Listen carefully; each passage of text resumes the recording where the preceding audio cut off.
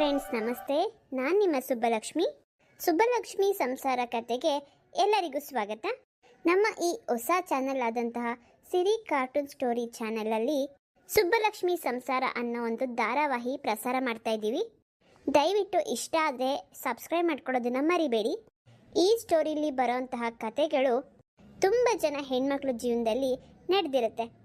ನೋಡಿ ಖಂಡಿತವಾಗ್ಲೂ ನಿಮ್ಮೆಲ್ಲರಿಗೂ ಇಷ್ಟ ಆಗೇ ಆಗುತ್ತೆ. ಈಗಾಗಲೇ ನಮ್ಮ ಈ ಚಾನಲಲ್ಲಿ 5 ಎಪಿಸೋಡ್ಗಳು ಪ್ರಸಾರ ಆಗಿದೆ. ಈಗ ಮುಂದಿನ ಎಪಿಸೋಡ್ಗಳಲ್ಲಿ ಸುಬ್ಬಲಕ್ಷ್ಮಿ ಮದುವೆ ನಿಶ್ಚಯ ಆಗುತ್ತೆ. ಮದುವೆ ಆದಮೇಲೆ ಸುಬ್ಬಲಕ್ಷ್ಮಿ ತನ್ನ ಗಂಡನ ಮನೆಯಲ್ಲಿ ಹೇಗೆಲ್ಲ ಇರ್ತಾಳೆ ಅನ್ನೋದನ್ನು ನಮ್ಮ ಈ ಕತೆ ಮೂಲಕ ನೋಡ್ಬೋದು. ಪ್ರತಿದಿನ ಒಂದು ಎಪಿಸೋಡ್ನ ಪ್ರಸಾರ ಮಾಡ್ತಾ ಇದ್ದೀವಿ. ದಯವಿಟ್ಟು ಲೈಕ್ ಮಾಡಿ, ಹಾಗೆ ಶೇರ್ ಮಾಡೋದನ್ನು ಮರಿಬೇಡಿ.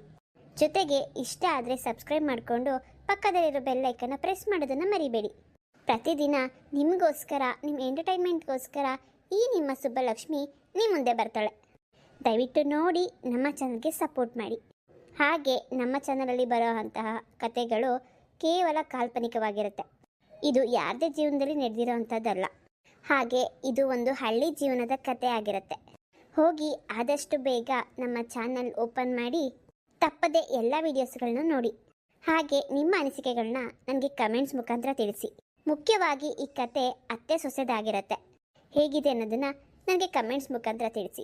ನಿಮ್ಮ ಕಮೆಂಟ್ಸ್ಗೋಸ್ಕರ ನಾನು ಕಾಯ್ತಾ ಇರ್ತೀನಿ. ಇವತ್ತಿನ ವಿಡಿಯೋನ ಆದಷ್ಟು ಬೇಗ ಪ್ರಸಾರ ಮಾಡ್ತೀನಿ. ತಪ್ಪದೆ ನೋಡ್ತಾ ಇರಿ ಅಂತ ಹೇಳ್ತಾ ಎಲ್ಲರಿಗೂ ನಮಸ್ಕಾರ.